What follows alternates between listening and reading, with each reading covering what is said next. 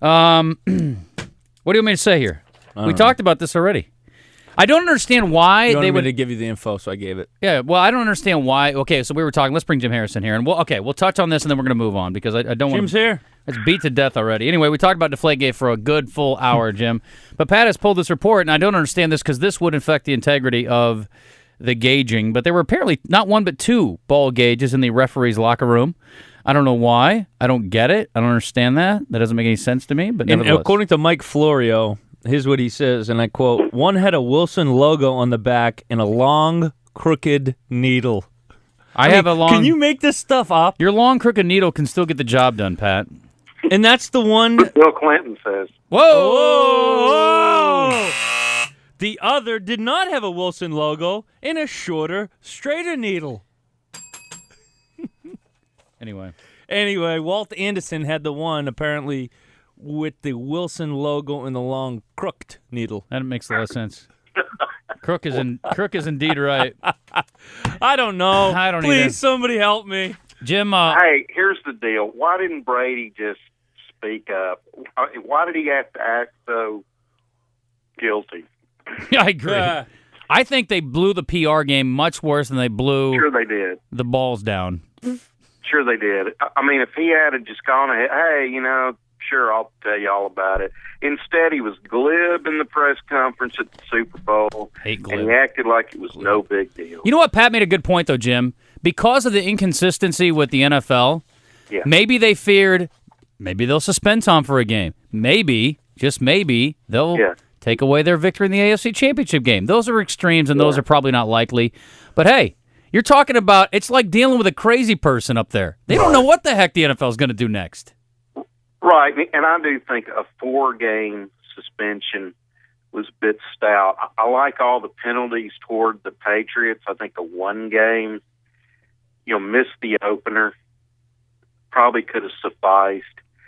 I mean, they're being held to this standard of, guy beats his wife or girlfriend, whoever it was, and gets 2 games. This guy plays with deflated balls and gets 4. I mean, that just kind of... No. They're trying to weigh integrity of the game, which would be, cheating like that or gambling or that, against the penalties they've been trying to enforce for off-the-field behaviors, which is kind of like apples, oranges, but it gets confusing to people. It is. And obviously. Well, and you can feel for the teams and the players, because there isn't a lot of consistency.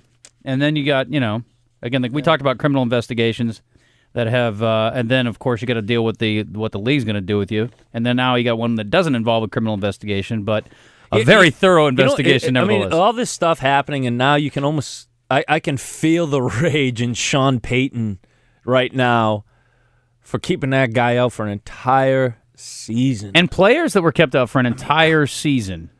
Assistant coaches. Yeah. Losing their job. For too many games, Greg Hardy's probably going to miss. Yeah, that would be 26-ish, right? Yeah. So, if it holds, of course. That's the whole thing. Now, let's not get too far away from Pat and his Ricky problem. I got a problem with you, Pat. What? Come on, there's Ricky Weeks. He's IE. There's a great bluegrass fiddler, Ricky Simpkins. I was told Ricky Lake is an R-A-C-K-I. No E on Ricky Lake. Ricky don't lose that really? Number is R-I-K-K-I. Okay. That's an actual person. What about Ricky Tikki Tavi, Jim? I think Ricky Tikki Tavi's an R-A-K-K-I. Probably could have been. But, hey, how do you argue with a guy that shot 600 for his last 6 holes of regulation? Is he not great for golf, though? A young guy with a young smoking girlfriend who's out there kissing on her all over the green. That is mother. What happened to the old girlfriend? Don't you remember he had one from Oklahoma State? I thought that was like. When I was a child, I played with childish things. Yeah. It's time for Ricky to have a grown-up girlfriend, and she growed up. And the timing of this, with this, play about the whole thing about the overrated, about his anonymous fellow tourist calling he and Poulter overrated. And I love Poulter's text or tweet to him too, which was great. Was it overrated or the best that hadn't won a Most major? overrated. Best who hasn't won a major be Sergio. Right. Really? Well, one of them. Yeah, and then you'd have to throw Lee Westwood, although he's fading away. He's not going to factor. So Ricky wouldn't be the best player that hasn't won a major? No, it'd be Sergio. I think because he's young and he hasn't been around as long. I'll say this, Fowler's been in contention for the last few majors, at least. Yeah, it was. He really has. He was top 5 on all of them last year, right? I think he was. That's ridiculous. I mean, he's had an incredible run. How many wins does he have He on has tour? 2. Really? 2 wins. He's listed at 5'9", and I promise you, if you follow him, if you see him at the tournaments, that's 2 inches. Oh, that's overrated. Yeah. He's hitting 5'9". Man, he's hitting the ball 330. Just that drive he hit on 18 in the playoff was so stupid, ridiculously long. Yeah. He mushed. And those guys 18? the other 2 guys were hitting 3-wood. Remember with the Lake, the Lake Didn't he and hit an iron? They were hitting 3-woods, and he hit a driver 330. And it killed reminded me a little bit. I had this flashback to, to Jack Nicklaus, being the commentator at the time, saying, "Why is Daly hitting these drivers, at the British Open?" And he goes on to win it. It sounded like that when those guys, especially Johnny Miller, saying he doesn't have to hit driver here. Hey, man, it's what he wanted to hit with. And that's what he felt great with. Then he hit a wedge. He Yeah. hit the worst second shot of all 3 of them with a wedge or whatever. Oh, right, during the playoff. Yeah, it's funny. Hey, I know you've played that course before, Jim, and I don't want to spend a lot of time on this, lest anyone confuse me with Trey Schapp because we're both smug and like to talk about golf too much. But I do want to mention, I was telling Pat, that because I've looked into this recently as a guy who wants to play some of the better courses that we have an opportunity to play, but there's the TPC set of courses that are public, like Sawgrass, and then there's the TPC set of courses that are private. And I was looking through the list, and like TPC Boston, Pat, out in your neck of the woods, is private.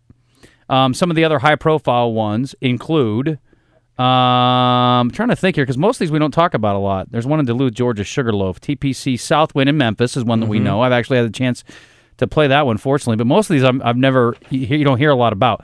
TPC, here's some of the public ones you might want to seek out. I think I played the one in San Antonio, too. Yeah, They have 2 18s there. Stay at a hotel, you can get a deal on that. There's Las Vegas, I'd like to play the Louisiana course. Of course, they play a PGA event there every year. Is it public? It That's is. Good. I'd like to play that sometime. Scottsdale, the stadium course at La Quinta, which is a famous course. Tampa Bay, Harding Park in San Francisco. I think they either played a tournament there recently or they're going to. How many are there?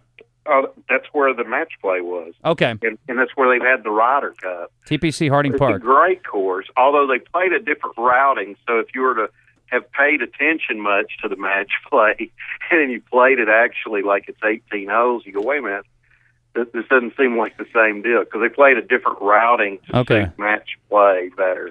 I don't know how far Coral Springs is from Ponte Vedra Beach, but that's another Florida TPC public course. Deer Run in Silvis, Illinois, I've played. There's one in Columbia, which I'll go ahead and pass on, not South Carolina, Columbia, but the country. South Carolina? Cartagena. Oh, yeah, that's it's a big, huge drug cartel comes out of there. TPC Cartagena at Caribana.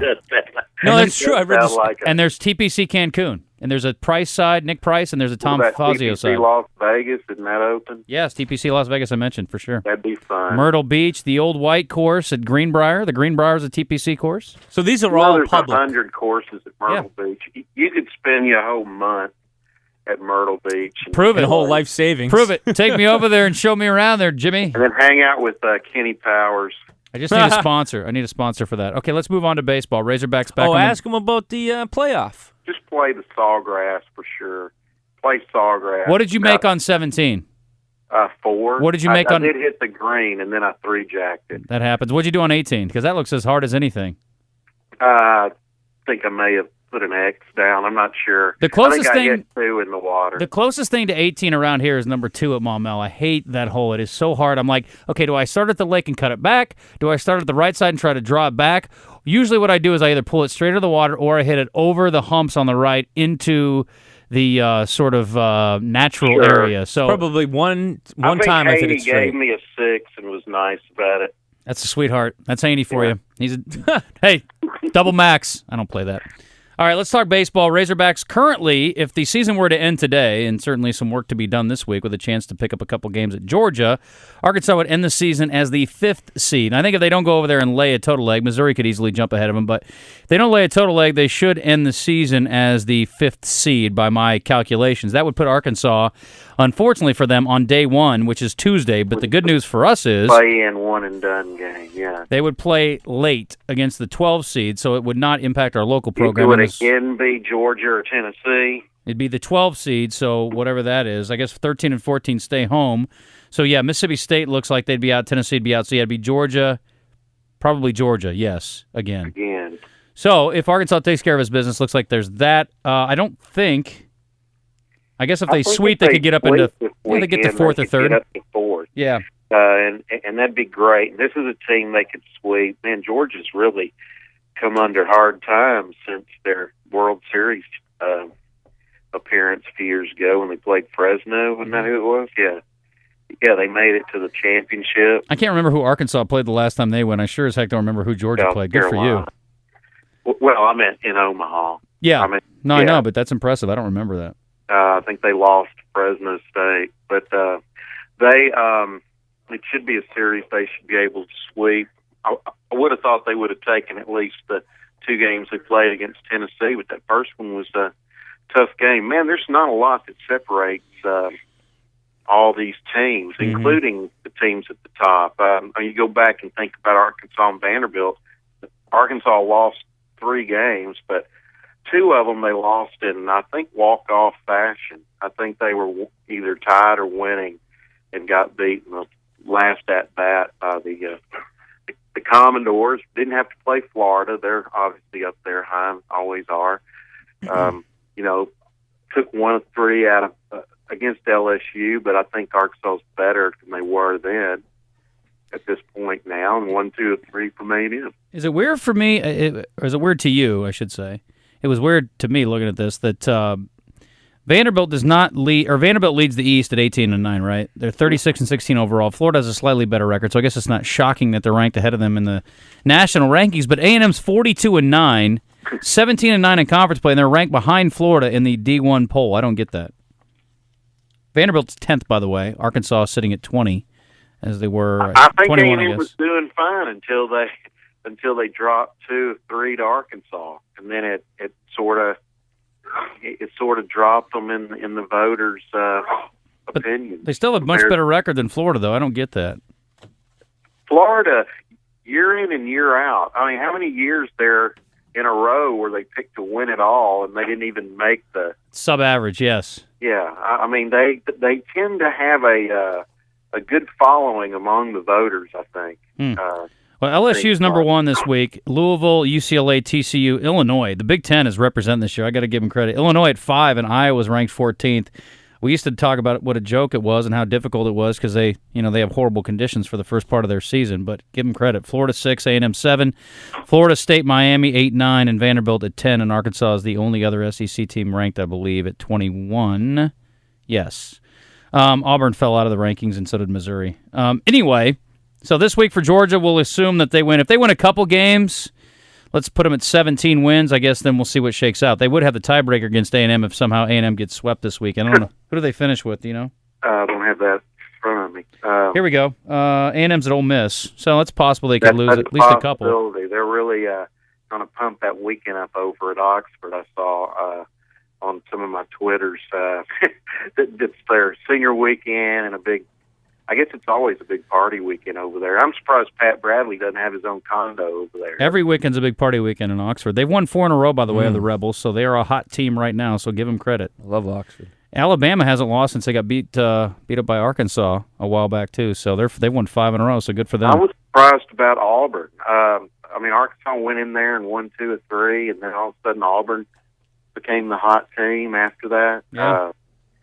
I guess either Arkansas is what we think they are or caught Auburn at a good time. But I just think it's a tough league, and for Arkansas to be where it is with the young players and the pitching problems they had early, I think they've done they, being the coaching staff, Dave Van Horn, and the players, have done a tremendous job here in the month of April and early May to get in great position to advance in the NCAA tournament. That's really what it's going to be about. Man, if you're peaking in June, peaking in late May, early June, it could be fun. What do you think? Hard Omaha. What do you think about?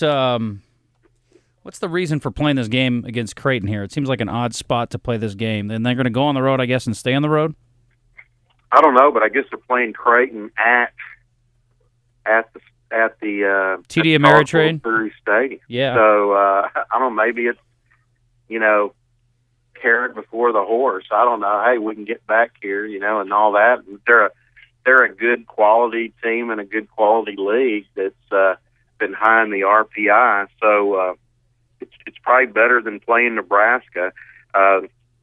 Dave Van Horn's always liked to play either Nebraska. I mean, he's played Nebraska where he formerly coached for a while before. I don't know why Creighton ended up on the schedule, but it's a good game for them. It ought to be a game that they're focused to win and pitch a pitcher who can get them a victory this week. What do you think the odds are? Good in the RPI. If they win 2 out of 3, you think they're a regional host? Because I think they win 2 of 3 with Georgia. Yeah, because I think most of us think the SEC tournament's somewhat irrelevant.